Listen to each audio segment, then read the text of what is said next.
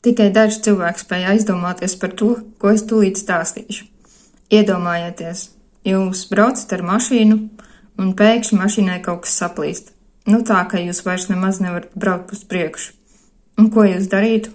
Protams, ka jūs steidzami meklētu tuvāko servisu, lai atkal ar šo mašīnu varētu braukt.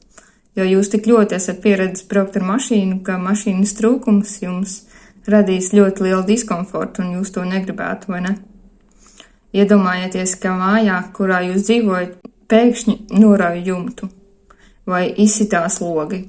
Jūs taču darīsiet visu iespējamo, lai salabotu jumtu, lai salabotu logus, lai atkal mājā ir silti, lai atkal mājā ir droši. Jūs pat būsiet gatavs aizņemties naudu, paņemt kredītu, darīt visu iespējamo, lai tikai atrisinātu radušos pēkšņo problēmu, vai nu ar māju, vai ar mašīnu.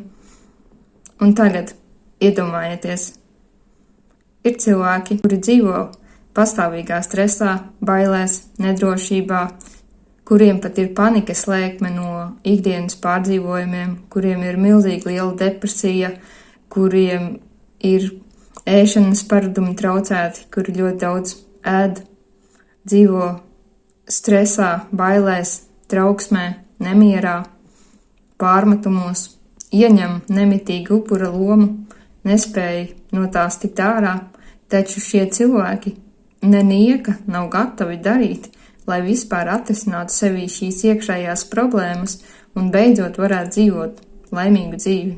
Padomājiet, kāds absurds, cik daudz cilvēku iegulda resursus, lai salabotu materiālus, redzamas lietas, bet sevī pašā ieguldīt nevēlas. Līdzība par māju un mašīnu ir gluži tāda pati kā cilvēka galva.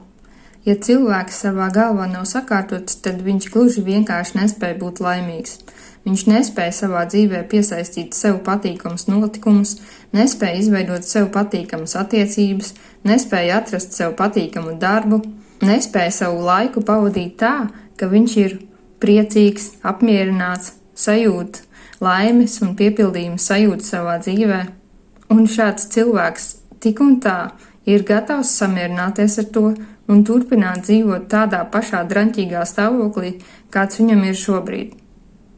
Bet tad, ja saplīst mašīna, tad gan var paņemt kredītu, tad gan var prasīt visiem draugiem pēc kārtas naudu, lai aizdod remontam, un tad šis cilvēks ir gatavs ieguldīt visus savus spēkus, lai salabotu pēkšņi salūzušo mašīnu. Bet savu galvu sakārtot, nenieka nespēja.